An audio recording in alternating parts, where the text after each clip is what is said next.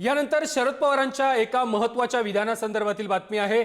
जे भाजप सोबत गेले त्यांना सोबत घेऊ शकत नाही अशा प्रकारचं वक्तव्य शरद पवार यांनी केलेलं आहे। अजित पवारांसोबतच्या युतीच्या चर्चा सुरू असतानाच शरद पवारांनी हे मोठं विधान केलेलं आहे।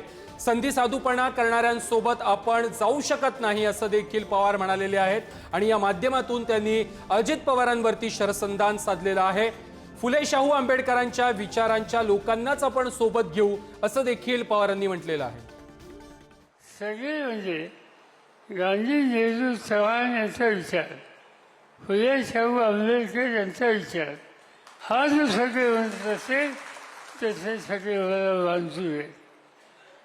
पण सत्याच्यासाठी भाजपबरोबर जाऊन बसायचं ही भूमिका कुणी मांडत असेल तर हा विचार काँग्रेसचा विचार नाही आणि त्यामुळं कुणाशीही संबंध ठेवा पण भाजपशी संबंध हा काँग्रेसच्या विचारात असू शकत नाही आणि त्यामुळं अशा पद्धतीने संधी साधूपणाचं राजकारण हे आपल्याला प्रोत्साहित करायचं नाही आणि त्या दृष्टिकोनातून पावलं हे आपल्याला टाकायचे।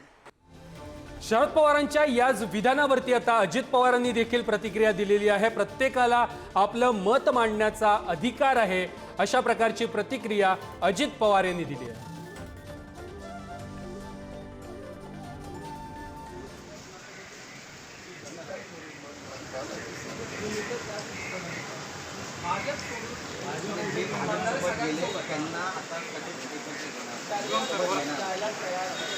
ते वंदन म्हटले कुणासोबत जा भाजपसोबत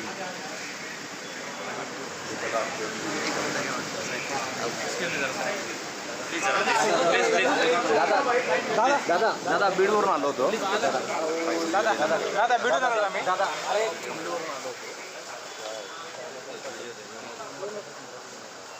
बीड जिल्ह्यामध्ये जिल्हा परिषद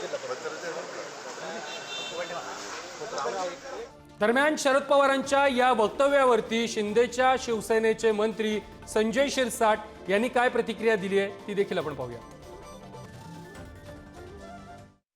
शरद पवार साहेबांनी जर असं वक्तव्य केलं असं त्याची मला कल्पना नाही, परंतु भाजप सोडून इतरांबरोबर राहा याचा अर्थ आपण समजू शकतात। शरद पवार साहेब कधीही सरळ मार्गी चाललेले राजकारणी नाहीत, म्हणून त्याचा उलट अर्थ सुद्धा निघू शकतो।